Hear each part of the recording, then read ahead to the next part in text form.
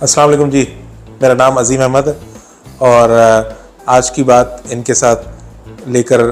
आपकी खिदमत में हाजिर हैं एक नए टॉपिक के साथ। आज का टॉपिक क्या है ये आपको अभी थोड़ी देर में अंदाज़ा हो जाएगा इसका। मेरे साथ मौजूद हैं, तशरीफ़ रखते हैं सफदर रहमान साहब और हमारी कंपनी का नाम है दी मैनेजर्स। दी मैनेजर्स क्या करती है और दी मैनेजर्स किस तरह से मार्केट में काम कर रही है ये हम आपको डिटेल में बताएंगे इंशाल्लाह। उसके लिए थोड़ी सी मैं तमहीद बांधता चलूँ कि इस वक्त पाकिस्तान भर में शॉपिंग मॉल्स का काफ़ी ट्रेंड है माशाल्लाह। आज से 15-20 साल पहले अगर हम जाएं तो पाकिस्तान में शॉपिंग मॉल्स को लेकर इतना ज़्यादा नहीं था ट्रेंड, मगर अब हम मुख्तलिफ़ शहरों में जाते हैं, इवन पाकिस्तान के जो छोटे शहर हैं उनमें भी हम देखते हैं तो काफ़ी अच्छे लेवल के और बहुत बड़े बड़े शॉपिंग मॉल्स बन रहे हैं। तो शॉपिंग मॉल्स को लेकर के हम ये समझते हैं जैसे हमारे घर में खुदा ना खास्ता कोई बीमार हो जाए या किसी को भी कोई प्रॉब्लम हो तो हम स्पेशलाइज की तरफ जाते हैं कि हमने डॉक्टर लेना है तो स्पेशलिस्ट लेना है और अच्छे डॉक्टर को दिखाना है और फिर जिस तरह से डॉक्टर कहता है उसी तरह से हम अपने मरीज़ का इलाज कराते हैं। बिल्कुल इसी तरह से शॉपिंग मॉल्स भी डिज़र्व करते हैं कि एक अच्छा शॉपिंग मॉल या कोई भी शॉपिंग मॉल इस तरह के लोग चलाएं जो शॉपिंग मॉल चलाने का एक्सपीरियंस रखते हैं और उसे एक एक्सपर्ट की तरह चलाएं, ना कि इस तरह के उस पर सीखने का एक्सपेरिमेंट करते रहें जिसकी जो है वो प्रॉब्लम प्रोजेक्ट फेस करता है। अक्सर हम देखते हैं कि काफ़ी सारे प्रोजेक्ट फेल भी हो जाते हैं और उनके फेल होने की वजह भी यही होती है कि वो एक बेहतर एक्सपर्ट की तरफ नहीं जाते। एक्सपर्ट्स में हमारे पास ब्रांड्स एक्सपर्ट्स भी मौजूद हैं। हम ब्रांड्स के साथ 15-20 साल से काम कर रहे हैं। हमारे पास बेहतर आर्किटेक्ट मौजूद हैं, उनका नाम हम एंड में डिस्क्लोज़ करेंगे, जो कि मॉल इंडस्ट्री को बहुत अच्छी तरह से समझते हैं और मॉल बनता कैसे है और उसकी क्या टेक्निकलिटीज़ होती हैं इन सब को वो जानते हैं। तो मेरा ताल्लुक़ ज़्यादातर ब्रांड से रहता है। पाकिस्तान भर में काफ़ी सारे मॉल्स में काम करने का एक्सपीरियंस रहा है और काफ़ी सारे ब्रांड्स को हमने वहाँ पे इंगेज किया।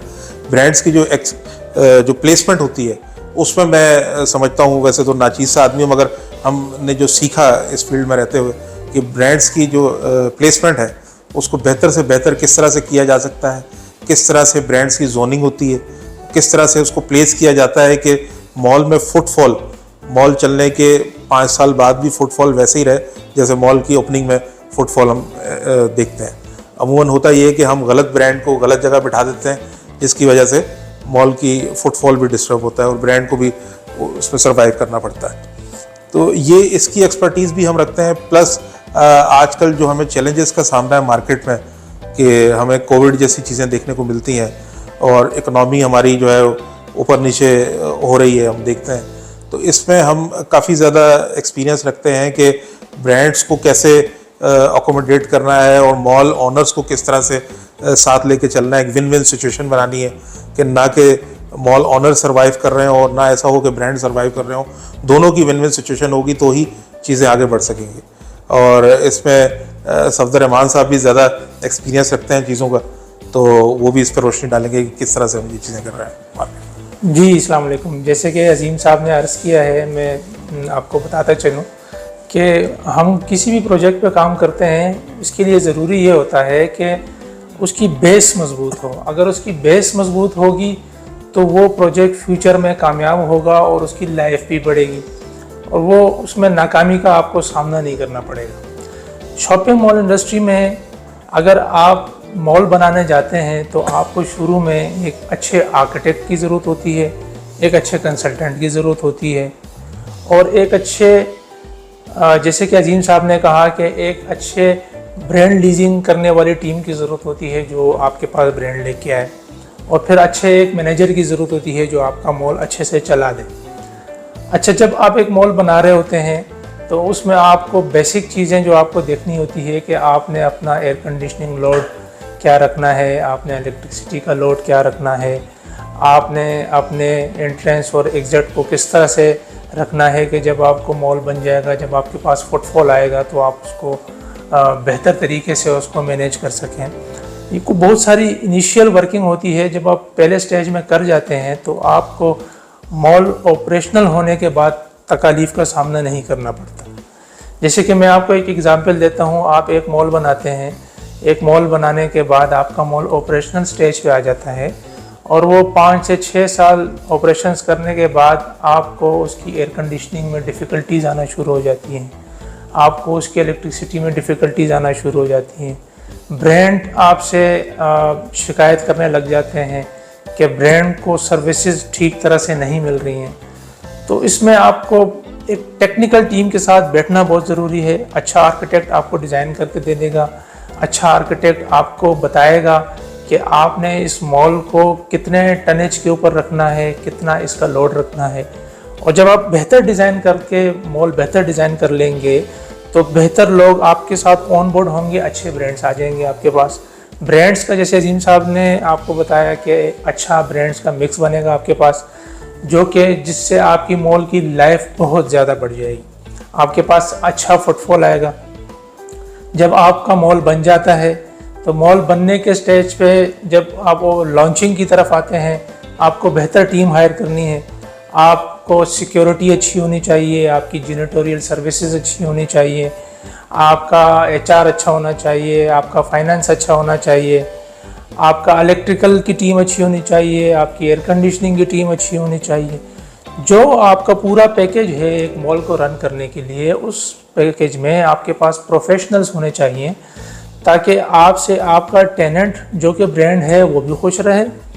आपसे आपका इन्वेस्टर जो कि मॉल ओनर है या वो आउटसाइडर इन्वेस्टर है वो भी खुश रहे, और आपके जो विज़िट करने वाले लोग हैं, जो जिनके लिए आप मॉल बना रहे हैं और जिनको आपने फैसिलिटेट करना है, जब वो एक मॉल में आए तो आप उनको होम फीलिंग हो, उनको अच्छी सर्विस मिल रही हो, उनको अच्छी सिक्योरिटी मिल रही हो, वो अपने आप को सेफ़ एंड सिक्योर इस मॉल के अंदर आके फील कर रहे हैं और बिल्कुल आज़ादी से मॉल में शॉपिंग कर रहे हैं, मॉल में फूड कोर्ट एंजॉय कर रहे हैं, खाना एंजॉय कर रहे हैं, एंटरटेनमेंट कर रहे हैं, मूवीज़ देखें, अपने बच्चों को प्ले एरिया में लेके जाएं। और इवन जब वो वालिदैन किसी मूवी में जाते हैं तो वो सिक्योर फील करें कि वो अपने बच्चे को किसी प्ले एरिया में, उनके जैसे कि सॉफ्ट प्ले एरिया है, वहाँ आज़ादी से वो छोड़ के अपने बच्चों को चला जाए और उनको कोई परेशानी ना हो। तो ये फीलिंग आपको एक आएगी कि आप ऐसा होम फील कर रहे हैं, एंटरटेन भी कर रहे हैं और आपको सिक्योरिटी भी है। तो इसके लिए अल्हम्दुलिल्लाह हमारा एक्सपीरियंस रहा है पास्ट 15 to 20 ईयर्स में। हमने पाकिस्तान में मॉल्स बनाने में हेल्प की है, कंसल्टेंसी दी है, फिर मॉल्स हमने लीज़ किए हैं, मॉल हमने ऑपरेट किए हैं और अल्हम्दुलिल्लाह राइट नाउ हम 4 से 5 मॉल्स के ऊपर काम कर रहे हैं। तो ये अजीम साहब ने जैसे अर्ज़ किया कि आपको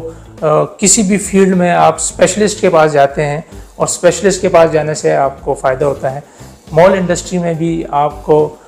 स्पेशलिस्ट के पास जाने की ज़रूरत है ताकि जब आप जिस स्टेज से आप शुरू कर रहे हैं, मॉल बनाने के स्टेज से लेकर मॉल बन जाए और मॉल चलाने तक आपको प्रोफेशनल के साथ आप काम कर रहे हों और आप भी बिज़नेस को एंजॉय करें और जो लोग आपके मॉल में आते हैं वो भी एंजॉय करें।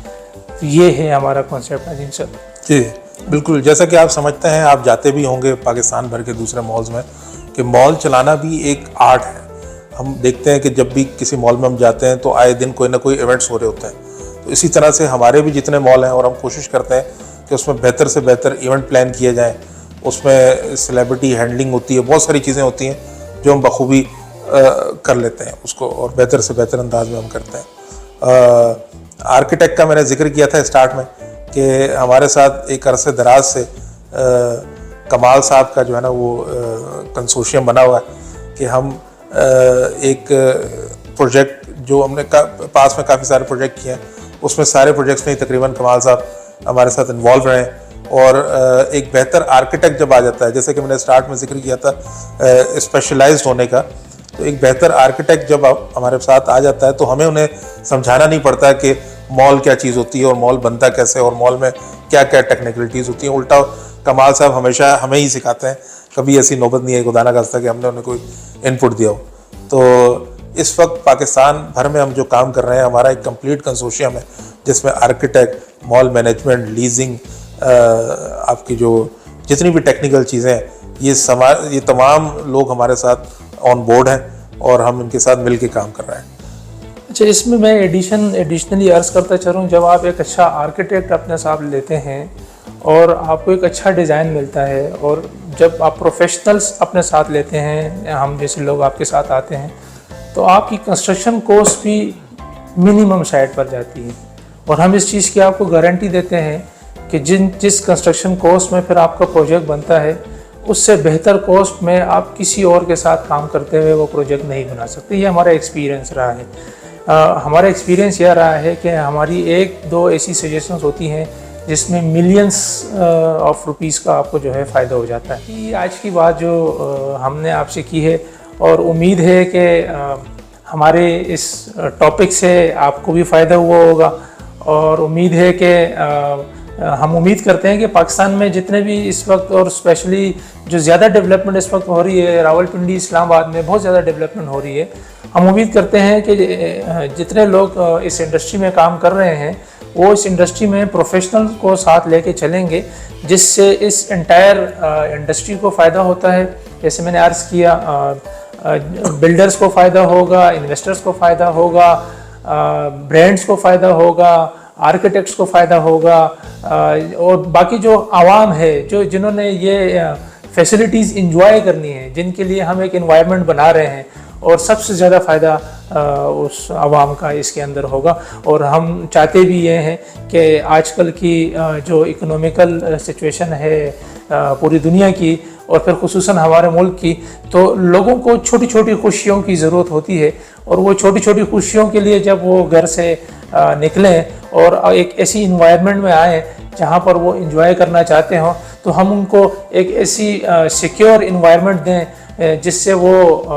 अपनी खुशी हासिल कर रहे हैं, बड़े भी हासिल कर रहे हैं, बच्चे भी